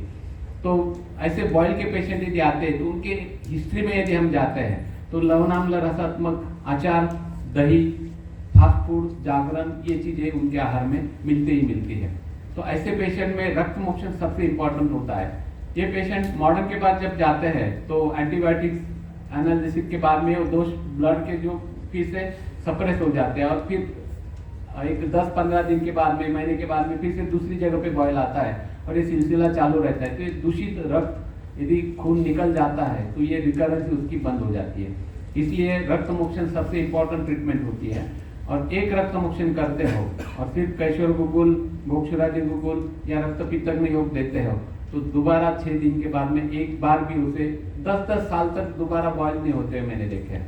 तो उसमें रिकरेंट बॉयल जो होते हैं उनका जो दर्द होता है वो कम करने के लिए रक्त मोक्षण बेस्ट ट्रीटमेंट होती है। नेक्स्ट, पेशेंट कई बार कहते हैं कि सुबह उठने के बाद एडी टिकने नहीं देता है, एकदम दहा फनपन ठस होती है, चल नहीं पाते और कुछ चलने के बाद में फिर ठीक लगने लगता है। कई आधा घंटा भी बैठते हैं तो उठकर चलने के बाद फिर से दर्द होने शुरू होता है। तो वहाँ दहा फनपन ठस ये जो लक्षण होते हैं रक्त दूषित के होते हैं। मॉडर्न साइंस में इसे प्लांटर फासाइटिस कहते हैं और इसके लिए पेन किलर और वो नहीं होता है तो इंट्राआर्टिकुलर हाइड्रोकोर्टिसोन इंजेक्शन देते हैं जिसका इफेक्ट महीना 1.5 महीना से ज्यादा कभी नहीं दिखता। लेकिन ऐसा पेशेंट यदि आयुर्वेद के पास आता है तो सिर्फ एक रक्त मोक्षण से 18 साल तक दोबारा दर्द नहीं होते हुए मैंने पेशेंट देखे हैं। अभी एक बीच में 2007 में जब नया हॉस्पिटल मैंने शुरू किया था तब एक महिला जो कि मेरे पास 15 साल पहले यानी 91-93 के दरमियान आई होगी, तो वो आई और आने के बाद उसने तुरंत कहा कि सर मेरा तो फिर से एडी में दर्द शुरू हो गया। तो मैं सोचने लगा यार ये कब आई थी। तो सोचने के बाद फिर मैंने कहा आप कब आई थी? उन्होंने कहा अभी तो नहीं आई। मैंने कहा फिर कब आए थे? नहीं, बोले मैं पुराने दवाखाने में आई थी यानी 2006 से पहले। तो तुरंत याद आ गया यार ये आपने पुराने हॉस्पिटल के पीछे ही रहती थी और वो दाढ़ेवाल सरनेम था उसका। तो वो याद आ गया। मुझे ये भी याद आया कि उस समय के 80 रुपए भी इसने नहीं दिए थे। ये बहुत जल्दी याद आता है। तो पहले तो मैं एकदम कोई आता है फर्क नहीं बोलता है तो दिमाग घूम जाता है। तो मैंने उसको तुरंत कहा कि मैंने तुझे अमृत पिला के थोड़ा भेजा था कि दोबारा तकलीफ ना हो। अब 15 साल पहले मैंने रक्त मोक्षण किया, उसके 80 रुपए भी अब तक तुमने नहीं दिए। जैसे मैंने ये बोला वो मेरे तरफ देखने लगे और सर आपको अब तक क्या दे? तो मैंने कहा सवाल ही नहीं। और फिर उसने कहा फिर रक्त मोक्षण करना पड़ेगा। मैंने कहा कर लो। और फिर सिर्फ रक्त मोक्षण, दवा नहीं लिए क्योंकि अभी पहले भी पैसे देने थे। तो सिर्फ रक्त मोक्षण करके चली गई। वो 80 रुपए बैच के साथ इस फीस में एडजस्ट कर लिए और उसे बेच दिया। कई बार कैसे होता है कि हम रक्त मोक्षण कर लेते हैं, पेशेंट को तुरंत आराम मिलता है, 2-3 दिन के बाद फिर से वो शिकायत करता है कि फिर से दर्द हो रहा है। तो टाइप ऑफ पेन किस प्रकार से ये पूछना चाहिए। जब तुम रक्त मोक्षण करते हो और दोबारा 2-3 दिन के बाद में या 6 दिन के बाद दर्द होता है तो दर्द में किस प्रकार से दर्द ये पूछो। यदि ब्रिकिंग पेन्स है तो ये वात का प्रकोप होता है। और यदि फिर से वो कहता है कि वैसे अंगारी हो रही है, फनफनी हो रही है, ठसरसी हो रही है तो यानी दोष पूरी मात्रा में नहीं गए तो रिपीट रक्त मोक्षण करो। और यदि वो नहीं है तो सिर्फ स्नेह स्वेदन करके अग्निकर्मण भी करते हैं तो वातस्चूल बंद हो जाता है। लेकिन ये तुम्हारी समय सूचकता, उस वैद्य की समय सूचकता चाहिए, अवस्था देख के करना है। अब मेरे पास यदि कोई पेशेंट आता है ऐसे होता है तो मैं कहता ऐसा हुआ है कोई प्रॉब्लम नहीं, वो अवस्था गलत है, अब ये अवस्था से हो जाएगा। तो अभी सीनियरिटी के कारण कोई बोलता नहीं। लेकिन बीच में एक स्टूडेंट का मेरा फोन आया और रोने लगा, या गुजरात से था बेचारा, रोने लगा। मैंने कहा क्या हुआ? सर एक मेरे एक रिश्तेदार आए थे, आप एडी में दर्द था उसको, प्लांटर फासाइटिस आप बोलते हैं, तो आप रक्त मोक्षण करते, मैंने भी रक्त मोक्षण किया। तो मैंने कहा ठीक है क्या हुआ फिर? सर रक्त मोक्षण के बाद में उसका दर्द बढ़ गया। मैंने कहा फिर वो अवस्था गलत थी, तेरी वात प्रकोप था उसमें। तो हाँ आप बोलते वैसे मैंने भी उनको बोला आने के बाद में कि वो गलत थी अवस्था, आप रक्त मोक्ष अग्निकर्म करेंगे तो ठीक हो जाएगा। तो उन्होंने मुझे काफी डांटा, वो बोले तुझे कुछ अक्ल नहीं, सीखा नहीं, कुछ नहीं, आज और ट्रीटमेंट करता है और पैसे भी नहीं दिए। तो मैंने कहा पागल, ऐसे किस पेशेंट देख के बोलना चाहिए ना ये। आने के बाद ये बोलना ऐसा हुआ है कि ठीक है आप एक दूसरी ट्रीटमेंट उसका एंटीडोट होता है ये करेंगे, मेरी अवस्था गलत थी या मैं गलत है क्यों बोलना है? तो ये उस वैद्य की समझ सूचकता चाहिए कि किसको क्या बोलना है और किसको क्या नहीं बोलना है। और इसमें प्लांटर फैसाइटिस और कैल्केनियस स्पर, इनमें डिफरेंशियल डायग्नोसिस चाहिए। कैल्केनियस स्पर में प्रिकिंग पेन्स होते हैं, वो एवरी वॉकिंग में होते हैं, और प्लांटर फैसाइटिस में सिर्फ रेस्ट के बाद में दर्द होता है। वहाँ के जो प्लांटर के मसल्स होते हैं उसमें स्पाजम आता है, कॉन्ट्रैक्शन होता है, और चलने के समय वो खींचाव आने से दर्द होता है। एक बार वो सेल हो गए, रिलीज हो गए वहाँ का स्टीफनेस, तो दर्द बंद हो जाता है। ऐसे भी पेशेंट हम देखते हैं कि पेशेंट टिपिकल कहता है कि पेन इन चेस्ट, सबको एक ही पता है, लेफ्ट साइड में दर्द हुआ तो हार्ट से रिलेटेड होता है। कितना भी अनपढ़ हो, छाती में दर्द हुआ उसको यही पता होता है कि कहीं हार्ट का तो नहीं है ना। लेकिन पेन इन चेस्ट आप डिफरेंशियल डायग्नोसिस में पढ़ो, मेरे हिसाब से 32 कॉजेस है पेन इन चेस्ट के, लेकिन सबको एक ही पता होता है कि कार्डियक प्रॉब्लम।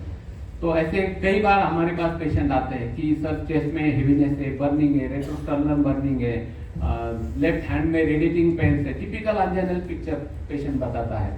और फिर ईसीजी किया जाता है, नॉर्मल आता है। फिर दूसरे डॉक्टर के पास जाते हैं, ईसीजी किया जाता है, स्ट्रेस टेस्ट किया जाता है, फिर भी नॉर्मल आता है।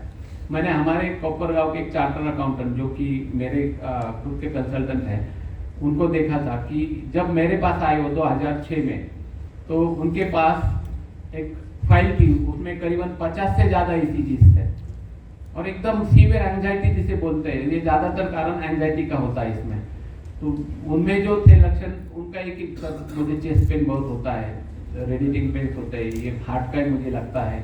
और जबकि उनकी एंजियोप्लास्टी भी हुई थी, और 1 महीने के बाद में ये दर्द शुरू हुआ, फिर से रिपीट एंजियोग्राफी हुई थी, उसमें कुछ नहीं था, और उसके बाद में 50 ईसीजी थे, फिर भी उनके मन से नहीं जा रहा था कि मेरा ये प्रॉब्लम है। तो मैंने टाइप ऑफ पेन्स पूछा कि पेन्स किस प्रकार से होता है, तो उन्होंने कहा कि मुझे यहाँ पे ऐसा थनपन अंगार होती रहती है, ऐसा दर्द बना रहता है हमेशा, और कभी कभी एसिडिटी होती है तो दर्द और बढ़ जाता है। तो टिपिकल ये रक्त दूषितजन्य पेन थे। मैंने कहा आप ठीक हो जाओ। तो सबसे पहले शिरोधारा करवाई, मन एंजाइटी के लिए, चेस्ट पे था तो उनके समाधान के लिए हृदय करवाया, और फिर लेफ्ट क्यूबाइटल से रक्त मोक्षण किया। अब उनको चार्टर अकाउंटेंट से अफोर्डेबल था, इसलिए बृहत्वत चिंतामणि और सुवर्णब्राह्मी, एक गोली सुबह शाम, बृहत्वत सुवर्णब्राह्मी रात को। 6 दिन के बाद बोले, आने के बाद पहली बार मैंने उनको सही रूप उनका जो होता है, यानी जो रियल ब्यूटी थे उनकी, वो मैंने देखी, क्योंकि एंजाइटी 100% चली गई थी। और उन्होंने कहा सर उस दिन से आज तक 6 दिन में एक बार भी मुझे चेस्ट पेन नहीं हुआ, और मुझे अब गारंटी है कि वो चेस्ट पेन नहीं था, क्योंकि आयुर्वेद से ठीक हुआ ना। तो फिर मैंने कहा कि आपको सही में वो चेस्ट पेन था ही नहीं, तो जो था एसिडिटी के कारण था। एक आपको आश्चर्य लगेगा, आत्मा मलिक हॉस्पिटल है हमारे यहाँ, वहाँ के एक बाईपास करने वाले एक कार्डियक सर्जन आए थे, उनकी बीवी को लेकर आते थे, और फिर थोड़ी सी पहचान होने के बाद एक दिन वो भी मुझे बोले कि सर एक थोड़ा बोलूँ क्या, प्राइवेट है? मैंने कहा बोलो, लेकिन किसी को नहीं बोलना। मैंने कहा बोलो। उन्होंने कहा सर मैं कार्डियक सर्जन हूँ, लेकिन मुझे मेरे हार्ट के बारे में बड़ी चिंता होती है, मुझे हमेशा लगता है कि मुझे भी कार्डियक प्रॉब्लम है, चेस्ट पेन होते रहता है। तो मैंने कहा फिर आप एक बार रूल आउट करो, कहा एंजियो कर लो। बोले सर एंजियो भी की, बीवी को भी पता नहीं, मैंने एंजियो कर ली है, लेकिन दिमाग से जाता नहीं, इनर माइंड में बैठा हुआ है। तो मैंने कहा ठीक हो जाएगा। तो उनका भी शिरोधारा एक हृदय कर दी, दर्द गायब, सुवर्णब्राह्मी दे दी, एंजाइटी गायब, और उसके बाद में उनको भी दर्द नहीं हुआ। यानी आयुर्वेद की ये ट्रीटमेंट जो होती है, यानी मन को संभालने वाली, हृदय का स्नायु का शुल्क कम करने वाली, और संतुलन बनाने के लिए चिकित्सा केवल और केवल सिर्फ आयुर्वेद में संभव होती है। नेक्स्ट।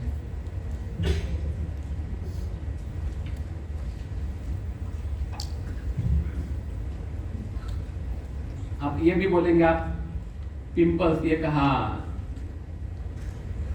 इसकी क्या ट्रीटमेंट बताते हो? क्योंकि एक भी फुंसी आती है मुंह पे, जिसको होती है उसको पता है दर्द कितना होता है, पूरा चेहरा खिंचाव आता है, दर्द पेन्स होते हैं। और बाकी यदि लड़कियों में आती है या कुछ लेडीज में आती है तो मन का दर्द तो अलग ही होता है, मैं कैसे दिखूंगी, होता है कि नहीं? तो ये भी ज़्यादातर कारण पित्त का होता है। इनमें भी यदि आयुर्वेद हम रक्तमोक्षण करते हैं और रक्त पित्तज्ञ चिकित्सा देते हैं तो ये दर्द बंद हो जाता है। बीच में एक लड़की आई थी, टिपिकल पित्त प्रकृति, और चेहरे से पता चलता था कि ये पित्त प्रकृति है, एकदम संतापी प्रवृत्ति स्वभाव की थी। आने के बाद उसका पूरा चेहरा पिंपल से भरा हुआ था। माँ के साथ में आ गई और सामने बैठी तो तुरंत मैंने कहा पिंपल्स। जैसे मैंने पिंपल बोला वो जोर जोर से रोने लगी। मैंने कहा क्या हुआ? तो बोले सर आपने बराबर पहचाना, और कुछ भी करो 35 दिन के बाद में मेरी शादी है और आप कुछ भी करो मेरे पिंपल्स शादी तक ठीक कर दो। तो मैंने कहा कब से हो रहे? तो उन्होंने कहा कि 6 महीने पहले हुए थे और मेरी शादी तय हो गई।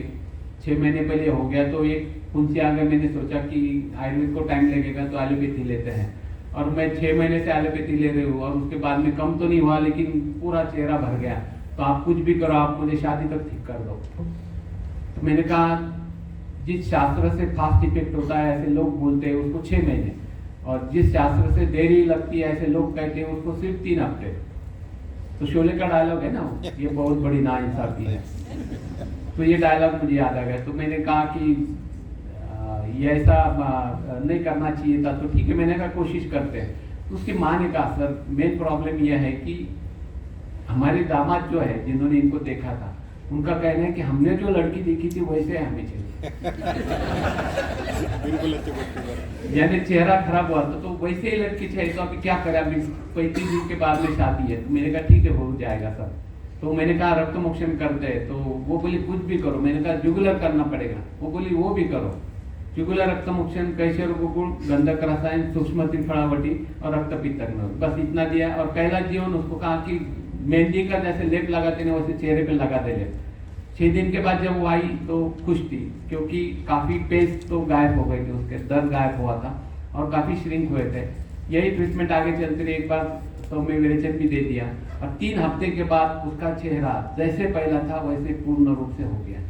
यानी उसके ससुराल वालों ने उसके होने वाले लड़के ने जिस रूप में उसको देखा था, जिस रूप में उसे पसंद किया था, वो रूप वो लड़की आयुर्वेद ने सिर्फ 3 हफ्ते में उसे वापस दे दी।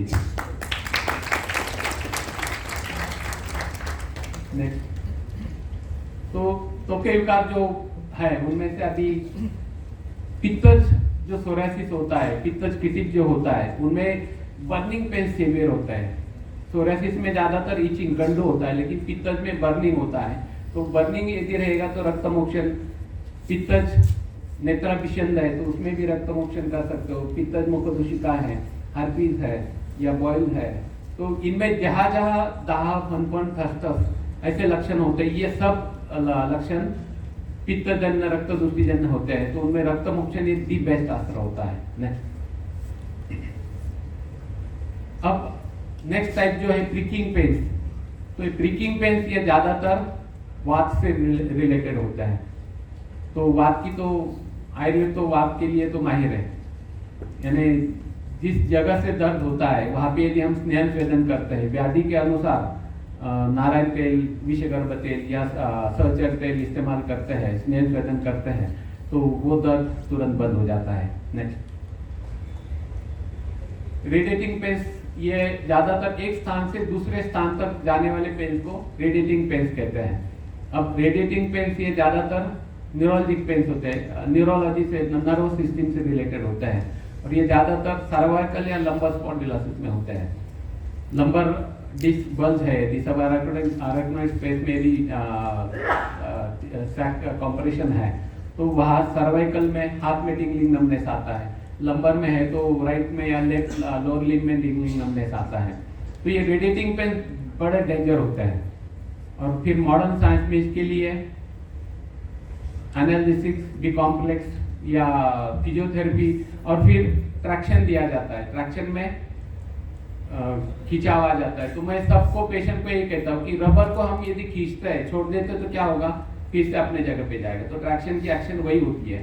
ट्रैक्शन के बाद में पेशेंट को अच्छा लगता है लेकिन 2-3 दिन के बाद फिर से कॉम्प्रेशन, फिर से प्रॉब्लम शुरू, तो वो लॉन्ग टर्म इफेक्टिव नहीं है। उसके लिए आयुर्वेद दी बेस्ट सोल्यूशन है। मैंने आपका आज तक मोर देन 6000 पेशेंट मैंने देखे हैं कि सिर्फ एक लेडीज जो कि पिंपलगांव बसवन से थी, सिर्फ एक को ऑपरेट लगा, वो भी उसको सबड्यूरल हिमेटोमा था वहाँ पे और उसके लिए ऑपरेट लगा। फिर भी वो कहती कि मैं आपकी दवा से ही ठीक हुई हूँ। लेकिन जितने भी है विथ एविडेंस कि वो ठीक ही होते हैं। हम तो lumbar spondylosis, cervical spondylosis, listhesis, protrusion, herniation, ligamentum flavum, कुछ भी हो, गारंटेड आयुर्वेद से ठीक होता है कहते हैं। रुई का एक लड़का था, यहाँ ओकाड़ हॉस्पिटल नासिक में एडमिट था और उसका फ्रेंड एक दिन फ्राइडे के दिन मेरे पास आ गया और उसने कहा कि सर मुझे थोड़ी जल्दी जाना है, मेरा एक फ्रेंड एडमिट है नासिक में। मैंने कहा क्या हुआ है? तो उसने कहा सर उसको रीढ़ की हड्डी में नस दब गई है। मैंने कहा एक्चुअली क्या हुआ है? तो उसने कहा सर कॉम्प्रेशन है और उसका एक पाँव चल नहीं पाता, वो पाँव खींचते चलता है, तो कल ऑपरेट है मॉर्निंग में। तो मैंने कहा उम्र कितनी है उसकी? तो उसने कहा 26। मैंने कहा शादी हुई है? तो उसने कहा नहीं हुई है। मैंने कहा फिर उसको बोल शादी मत करा गए। तो बोला क्यों? मैंने कहा अभी 26 एज में यदि ये कर रहा है ऑपरेट तो आगे चल के हर 2-3 साल के बाद लगने वाला है उसका ऑपरेट। क्योंकि कोई भी तुम जॉइंट स्पाइन सर्जन से भी पूछो, वो भी करते हैं कि हम सिर्फ अलाइनमेंट करते हैं, कोई नहीं हमारे पास। तो मैंने कहा उसको दोबारा तकलीफ होगी। तो उसने कहा सर क्या करें? मैंने कहा आयुर्वेद से ठीक होगा। तो उसने कहा सही में ठीक होगा? मैंने कहा हो जाएगा। तो लेके आओ। मैंने कहा लेके आओ। उस बंदे ने उसको सुबह दूसरे दिन ओटी से बाहर निकाला उसने, वो छोड़ नहीं रहे थे ओकाड़ वाले। तो मैंने उनको एक ही कहा कि उनको बोल मेरा इंश्योरेंस प्रॉब्लम आ गया और पैसे नहीं है मेरे पास, बस पैसे नहीं बोले तो छोड़ दीजिए। और उसने डिस्चार्ज लेके वो सीधा कोपरगांव आ गया। दिन भर स्नेह स्वेदन सब जो प्रोटोकॉल होता है वो हो गया। शाम तक उसे अच्छा लगा। तो मैंने कहा तू रुई शिरडी के बाजू में रुई गाँव है, वहाँ रहता है। तो मैंने कहा आज घर जा और मंडे को तो एडमिट हो गए, फ्राइडे तक 5 दिन एडमिट रहने, 5 दिन में ठीक हो जाएगा। वो मंडे को एडमिट हो गया।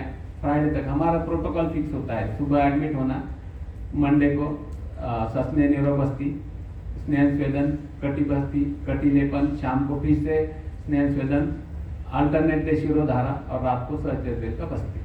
हम कभी नहीं पूछते, मंगलवार के दिन तो बिल्कुल नहीं पूछते कैसे लग रहा है, क्योंकि मंगल का नेक्स्ट डे थोड़ा सा दर्द बढ़ता है मसाज के बाद में।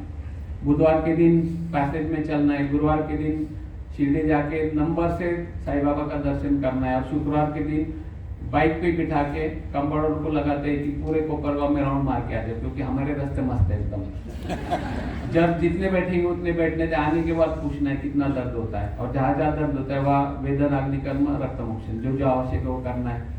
3 महीने तिक्तक्षीर बस्ती लेना है, लेकिन 5 दिन में 80% दर्द उसका बंद होता है और आगे के 3 महीने में तो 100% ठीक होता है। तो ये आयुर्वेद का चमत्कार होता है और ये आयुर्वेद से होता ही होता है।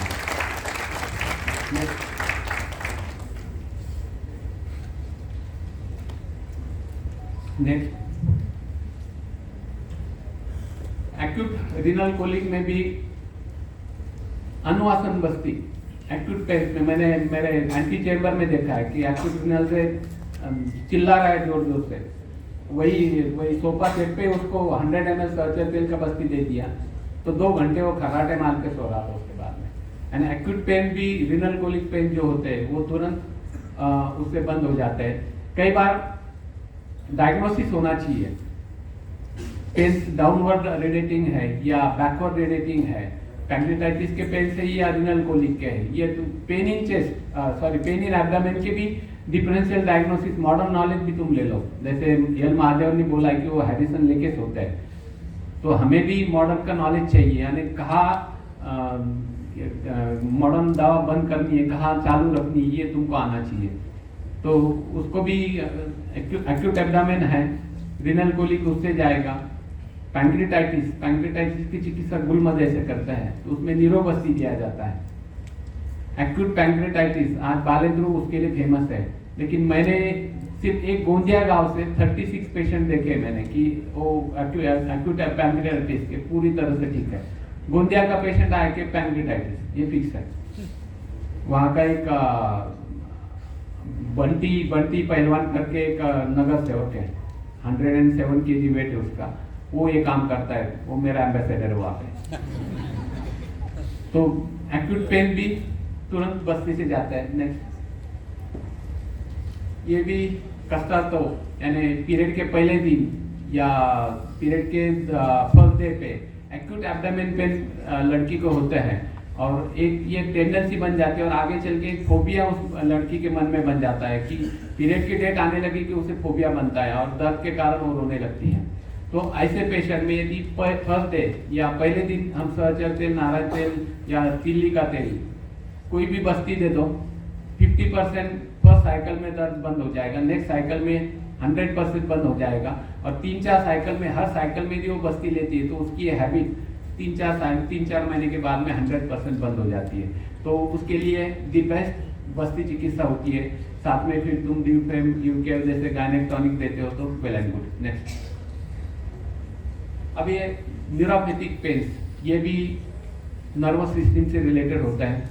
ज़्यादातर सर्वाइकल स्पॉन्डिलोसिस, लंबर स्पॉन्डिलोसिस जैसे कि कार्पल टनल सिंड्रोम है, ट्राइजेमिनल न्यूरल्जिया है, केन बॉक्स डिसीज है, एवीएन है, हार्पेटिक पेन्स है, तो इनमें ये न्यूरोलॉजिक पेन्स होते हैं। तो इसमें भी दी बेस्ट रिजल्ट हमारे होते हैं क्योंकि आयुर्वेद ये हमारा हजारों साल पुराना शास्त्र है लेकिन आधुनिकता के कसौटी पर सफल सिद्ध हुआ है, इसलिए इसकी भी चिकित्सा हमारे शास्त्र में अच्छी तरह से बताई हुई है। बस्ती या बस्ती के अलग अलग प्रकार, नयन स्वेदन, अग्निकर्म, विद्यकर्म, कटी बस्ती, जानु बस्ती, वृद्ध बस्ती, नेत्र बस्ती या बाकी जो शमन चिकित्सा होती है, इससे ये न्यूरोलॉजिक पेन्स पूरी तरह से ठीक होते हैं। हार्पेटिक पेन्स का हमने देखा है। कार्पेल टनल सिंड्रोम, ये भी सिर्फ 3-3 हफ्ते में, अभी केन बॉक्स डिसीज मैंने जस्ट 2 महीने पहले केस देखी। हमें एवीएन का पता है, पोस्ट एवीएन मैंने कई वेबिनार में बोला था कि आयुर्वेद के लिए अभी एवीएन ही एक प्लेटफॉर्म बनेगा अभी पोस्ट कोविड के बाद में, और वो फैक्ट है। हमारे पास डेली 3-4 एवीएन के पेशेंट रहते हैं, आते ही हम बोलते पोस्ट कोविड गिफ्ट मिल गया, कोविड का गिफ्ट क्या, वो बोलते हाँ सर कोविड हुआ था, और 2-2, 3-3 महीने में पेशेंट सेटल होता है। 260 से ज्यादा पेशेंट अभी ये कोविड के बाद में हो गए, लेकिन 2-3 महीने में वो पेनलेस होना ही होना है, यानी पहले महीने में पेनलेस हो जाएगा, सेकंड में उसका लिंपिंग 100% जाएगा, 3-4 महीने के बाद में दवा बंद कर दो, कोई प्रॉब्लम नहीं। इतना गारंटेड हम बोल सकते हैं। अभी 1 महीने पहले नासिक में था तो सुबह 5:30 बजे मुझे एक पेशेंट का फोन आया, उसने कहा सर मैं वैष्णव देवी चढ़ के गया और वैष्णव देवी उतर के आ गया, तो मैं आधी नींद में था। तो मैंने कहा ठीक है, फोन क्यों किया?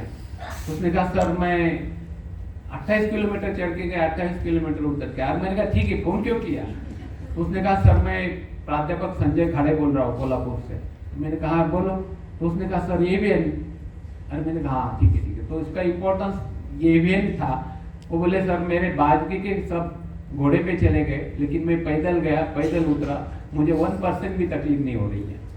तो ये आयुर्वेद का चमत्कार होता है। स्टेज 4, स्टेज 5 उसको एवीएन था। केन बॉक्स डिसीज, ये एवीएन मुझे पता था, सिर्फ तब तक पता था कि सिर्फ फीमर नेक को होता है उसे एवीएन करते हैं, लेकिन कार्पल बोन जो होते हैं अपने हाथ के, उनको जो एवीएन होता है उसको केन बॉक्स डिसीज बोलता है। तो बीच में अभी एक 3-4 महीने पहले लेके आई थी, तो 2 महीने पहले मैंने उसकी दवा बंद कर दी। खेती करती थी, उसका डायग्नोस केन बॉक्स डिसीज हुआ था। सेम डिजनरेशन, उसे भी तिक्तक्षीर बस्ती दे दिया और अवकाश दे दिया, उसको सहचर तेल दे दिया 400 ml का। रोज खाना बनाने के बाद में गर्म तेल में आधा घंटा हाथ डुबो के रखो, बस इतना। जो एक गिलास भी नहीं उठा सकती हो, अभी निम्न खरोंती म्हणतो ना आपण, ते ती रोज करते। 2 महिन्यानंतर ती आता 2 महिन्यापूर्वी म्हटली की सर मला काही त्रास नाही, मी सगळं करते। म्हणलं चालू दे तुझं पुढे। नेक्स्ट, ट्राइजेमिनल न्यूरल्जिया, ये भी न्यूरल्जिक पेन्स होते हैं।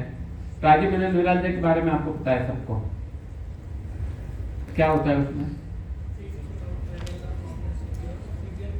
हाँ, तो ये दर्द जो होता है, जिसको होता है उसको पता है, क्योंकि शुरुआत ट्राइजेमिनल न्यूरल्जिया जो होता है, ट्राइजेमिनल नर्व को इन्फ्लामेशन होता है, कंजेशन होता है या कॉम्प्रेशन होता है, तो उसके कारण ये दर्द शुरू होता है। शुरू होता है दांत से, और हर एक पेशेंट ट्राइजेमिनल वाला पहले डेंटिस्ट के पास जाता है और वो 2-3 दांत निकाल ही देता है, क्योंकि रिलेटेड डेंटल रूट्स रहता है। फिर वो बोलता है कम नहीं होता, फिर ये मेरे केस नहीं है, फिर वो फिजिशियन के पास भेज देता है। फिजिशियन 2-3 महीने निकाल लेता है, फिर बोलता है मेरी केस नहीं, न्यूरोलॉजिस्ट के पास जाओ। और फिर न्यूरोलॉजिस्ट के पास में भी एक्टन और क्रिप्टोमर, बस यही दो गोली है, इससे दूसरी कोई दवा नहीं मॉडल में। शुरुआत में ठीक लगता है, लेकिन 1 महीने 2 महीने के बाद में फिर से दर्द शुरू होता रहता है।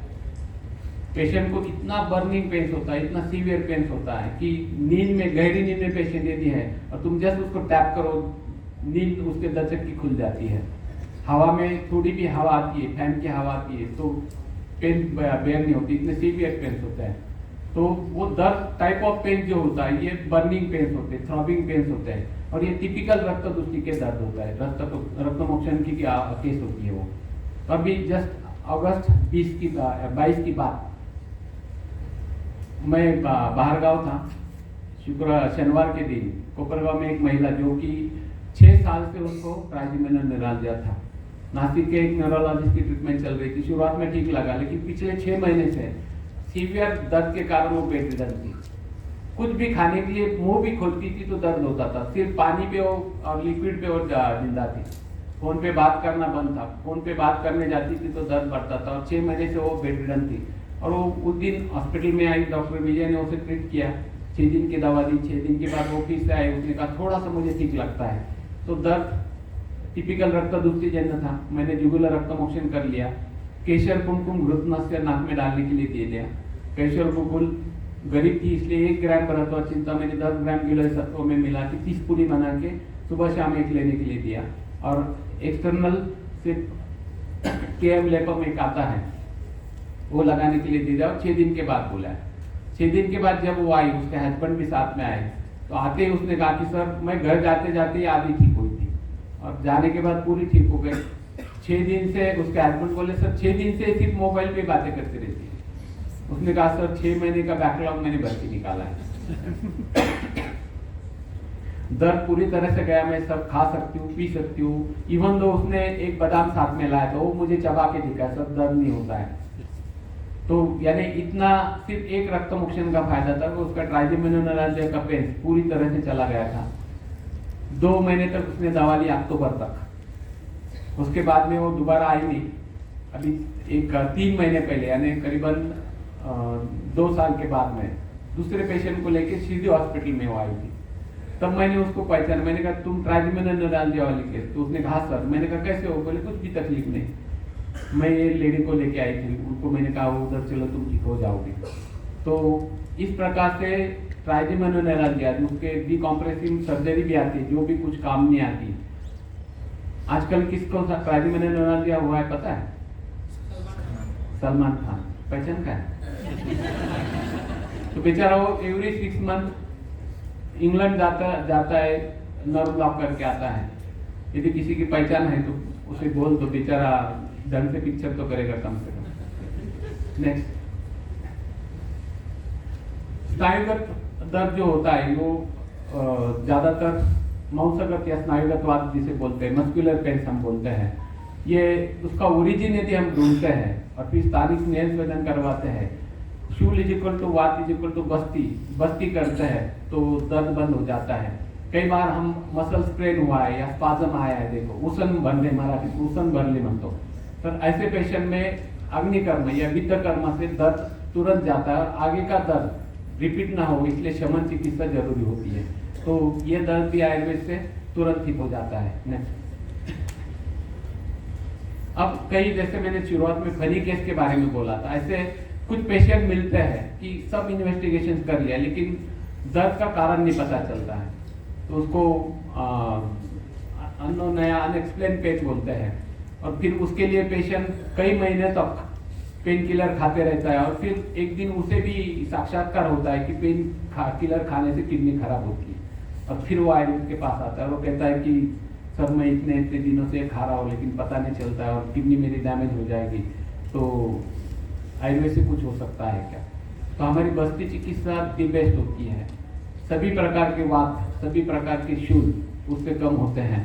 तो इसलिए यदि हम एक 5 दिन का योग बस्ती क्रम करवाते हैं, जहाँ दर्द है वहाँ पे स्थानिक स्नेह सदन करवाते हैं या कटी बस्ती या रुक बस्ती करवाते हैं, तो वो दर्द तुरंत बंद हो जाता है। और एक दर्द कम करते करते शरीर के कई जगह की वात कम होने के कारण कई जगह के दर्द बंद होते हैं।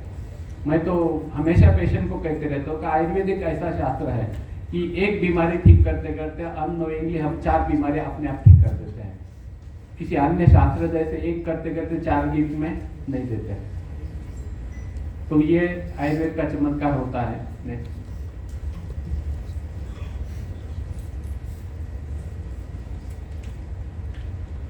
नॉसिसेप्टिव पेन्स, ये भी अस्थिगत पेन्स बोले जाते हैं उसको। कई बार पेशेंट कहता है की बोन हाडांमधनं मला वेदना येतात यानी पेनिट्रेटिंग रहते, तो वो मज्जागत शूल बोलते हैं उसको। तो ऐसे केसेस में भी यदि हम मज्जा तेल का बस्ती करवाते हैं, तिक्तक्षीर बस्ती करवाते हैं, तो वो दर्द तुरंत ठीक हो जाता है। नेक्स्ट, तो इस प्रकार से थ्रॉबिंग पेन, बर्निंग पेन, ये रक्त दुष्टिजन्य होती हैं। और ये छोड़ के यदि हम बाकी जितने भी दर्द है वो सब वात कफज होता है, तो उसमें अग्निकर्म या वित्तकर्म ये हम कर सकते हैं। अग्निकर्म वित्तकर्म के लिए इंसुलिन नीडल दी बेस्ट होती है। कई अभी 26 की भी इस्तेमाल करते हैं, लेकिन इंसुलिन नीडल सेफ होती है। मर्म की जगह भी करते हैं तो रिस्क नहीं होती है। तो वहाँ पे उनका एक एक्सप्लेनेशन पेशेंट पूछता है कि दर्द कैसे बंद हुआ, तो उनको मैं सिंपल एग्जांपल देता हूँ कि गैस के गुब्बारे को जैसे हम निडल प्रिक करते हैं, गैस निकल जाता है, तो उस प्रकार से वहाँ का वात जो होता है वो निकल जाता है। अग्निकर्म से वहाँ की नर्व ब्लॉक हो जाती है और पेशेंट को तुरंत आराम मिलता है। तो इस प्रकार से हम पेशेंट को आयुर्वेद का एक ट्रेलर दिखा के, अभी तो पिक्चर बाकी है मेरे दोस्त, इस शान से कह सकते हो। लेकिन आजकल ये वित्तकर्म और अग्निकर्म का मैं अभी थोड़ा कॉन्ट्रावर्सी से बोलूंगा, क्योंकि इसका जो भी आजकल के बच्चे आकर्षित हो जाते हैं, वित्तकर्म करो, इसमें वित्तकर्म करो, तो सब जगह पे वित्तकर्म नहीं चलता, शास्त्र बदनाम होने लगा है उससे। कैंसर के पेशेंट को तुम वित्तकर्म कर रहे हो और उससे ठीक हो जाएगा बोलते हो, how it is possible? Evidence ने तब तक नहीं बोलना चाहिए। और इनका ये जो होता है टाइम बीइंग ठीक है, ये टेम्पररी एक्यूट पेन्स कम करने इतना ही उसका काम है। बेसिक जो होता है वो आयुर्वेदिक चिकित्सा ही होती है, यानी इससे सिर्फ टेम्पररी था, घंटे 2 घंटे के लिए 1-2 दिन के लिए दर्द जाएगा, लेकिन दोबारा होगा। इसलिए तुम दोबारा बार बार वेदन कर्म करते रहोगे तो उसके लिए गालियां देने वाले पेशेंट भी मैंने देखे हैं, जो कि मॉडर्न के तरफ जाके फिर बड़े बेकार कमेंट्स सुनने को मिलते हैं। तो बेकार कमेंट्स नहीं मिले ये पहले देखो, क्योंकि आजकल अभी इसके आगे मैंने अभी पूना में भी जयदेव पुजारी सर से मेरी यही बात हुई थी कि आयुर्वेद अब पीक लेवल पे है, एकदम चोटी पे है। और मोदी जी कहते हैं कि अगला 25 साल ये आयुर्वेद के स्वर्णिम युग रहेगा, लेकिन मैं कहता हूँ कि 10 साल के बाद में आयुर्वेद फिर से ड्रॉप होने वाला है। बराबर है? होगा? नहीं होगा। आप जैसे गुरु है तो कैसे क्या होगा? नहीं, हम सबको उसके लिए बचाने के लिए कोशिश करनी पड़ेगी, तो नहीं होगा। क्योंकि अब देखो हमारे सामने मेन आह्वान यह है कि सबसे पहले जो कॉलेजेस बन रहे हैं अभी उसको बंद करना है पहले। क्योंकि जयदेव पुजारी सर से मैंने यही कहा था कि सर 10 साल के बाद में ऐसा ऐसा होने वाला है। वो बोले मैं लिख के देता हूँ वर्ड पेपर पे 10 साल के बाद में होने वाला है। मैंने कहा आप कैसे क्या बोलते हो ऐसे? मैंने कहा मेरे कोपरगांव में आज तक एक भी कॉलेज नहीं था, लेकिन कोपरगांव में 3 कॉलेज हो गए और अभी 50 किलोमीटर के रेंज में 11 कॉलेज है मेरे कोपरगांव के नजदीक। वो बोले तुम्हारे तो 50 किलोमीटर में, राजकोट में मैंने एक गली में 11 कॉलेज देखे। तो ये सिचुएशन जो भी इंजीनियरिंग की बंद पड़ी बिल्डिंग है, इंफ्रास्ट्रक्चर, वो सब आयुर्वेद में कॉलेज में कन्वर्ट हो रहा है। और अब महाराष्ट्र में तो ऑलरेडी इतना सैचुरेशन है, आगे चल के क्या होगा ये सोचो आप। इसलिए सामूहिक प्रयत्न करना पड़ेगा कि या होने वाले कॉलेज नहीं होने चाहिए। सेकंड थिंग, आजकल हमें कंपटीशन के लिए क्वैक्स डॉक्टर काफी आए हुए हैं। यानी कोई भी उगता है, अभी आते आते मैंने देखा बोर्ड सिन्नर के तरफ हिजामा कपिंग बड़े बोर्ड लगे हुए हैं, होर्डिंग्स है। तुम वैद्य लोग होर्डिंग नहीं लगा सकते, तुम्हारे आईपत नहीं है वो लगाने की। उसने होर्डिंग लगाए हुए है कि ये सब करके मिलेगा और नीचे फोन नंबर है, जबकि वो डॉक्टर नहीं है। यानी कोई भी उठता है, निसर्गोपचार कोर्स करता है, कहीं से भी क्वैक डिग्री लेता है और वो आज पंचकर्म कर रहा है। मैंने एक लेडी देखी है अभी 3 हफ्ते पहले, उत्तर बस्ती भी मैं करती हूँ सर, मेरे पास आई थी, पेशेंट भेजो। मैंने कहा कहाँ से पढ़ी हो आप, क्वालिफिकेशन? नहीं सर मैं परिचारक का कोर्स किया है। मैंने कहा उत्तर बस्ती करने का अधिकार किसने दिया तुझे? वो फीस कितनी लेती थी? 15,000। मैंने उसका नाम नंबर सब ले लिया और उसको काम पे लगा दिया। तुरंत दिल्ली फोन किया मैंने और उसको तुरंत पुलिस कंप्लेंट करके उसको मैंने बोल दिया कि इसको दोबारा वार्निंग दे दो, दोबारा इसने आयुर्वेद नाम भी नहीं लेना चाहिए अभी इसके बाद में। तो ये जो होता है उसके लिए करो। अभी डॉक्टर मिट के यहाँ पे उसका परिचारक सीखते सीखते एमडी पंचकर्मा बन गया वो, और उसके पेशेंट को सबको फोन करके बोलता था कि सर के पास 1000 में होता है तो मैं 500 में करवाऊंगा। उसको भी लगा दिया ना काम पे।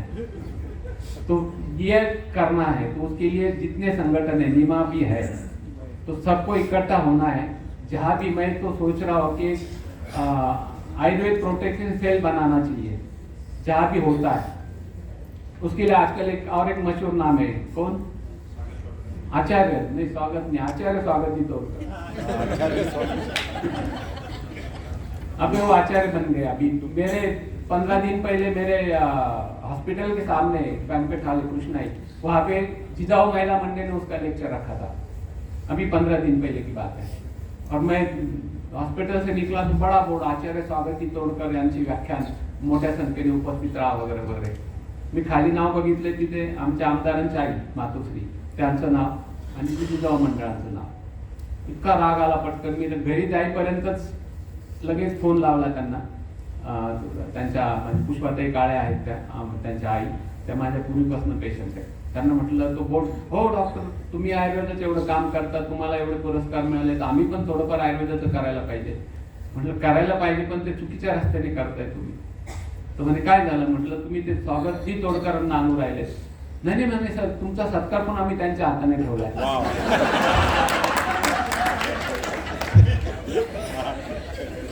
त्यांना म्हटलं माझा सत्कार करणारा तो कोण?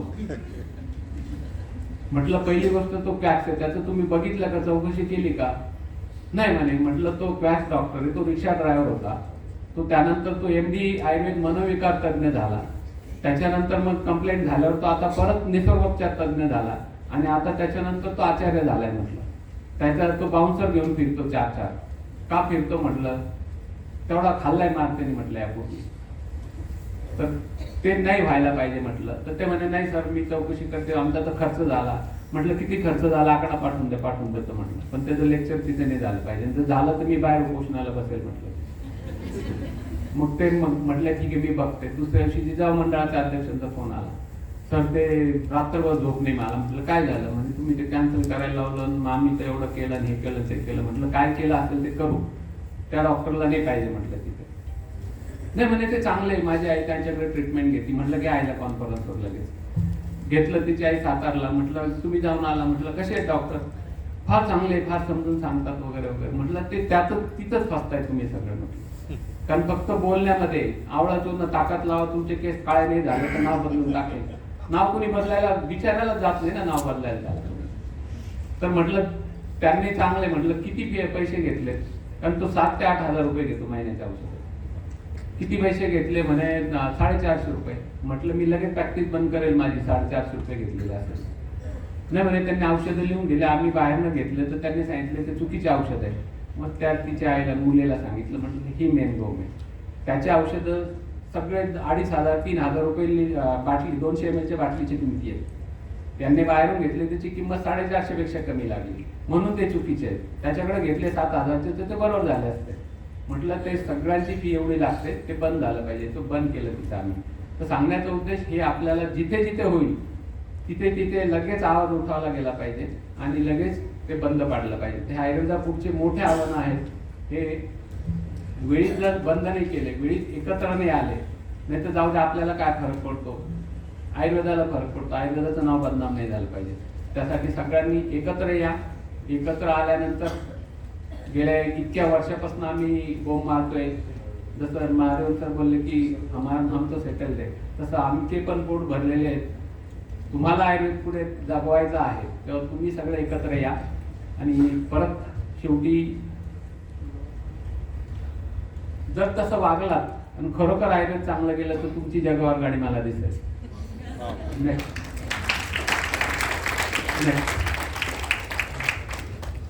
नेक्स्ट हे तुम्हाला माहित आहे की आयुर्वेद केलं तर आपल्याला नेम फेम सर्व मिळतं. फिल्म ॲक्ट्रेसच्या घरी देखील अजय देवगणचे आई वडील माझ्याकडे ॲडमिट होते कोपरगावला 2016 साली. ते बरे झाल्यानंतर अजय देवगणनी जेवायला बोलवलं घरी. तिथे अजय देवगण आणि आम्ही शेजारी बसून जेवलोय आणि काजलने आम्हाला छोले भटुरे वाढले होते.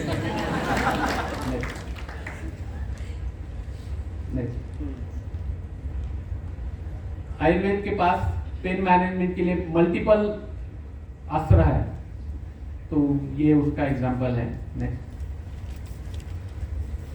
फिर से एक बार आयोजकों को मन से धन्यवाद देता हूँ और आपके सामने आपसे रूबरू होने का मौका मुझे दिया, इसके लिए मैं तहे दिल से धन्यवाद देता हूँ. जय हिंद, जय भारत, जय भारत. अब मैंने थोड़ा सा रह गया था महाजन सर के बारे में. अभी उनके सेशन का चेयरमैन मुझे बनाया था.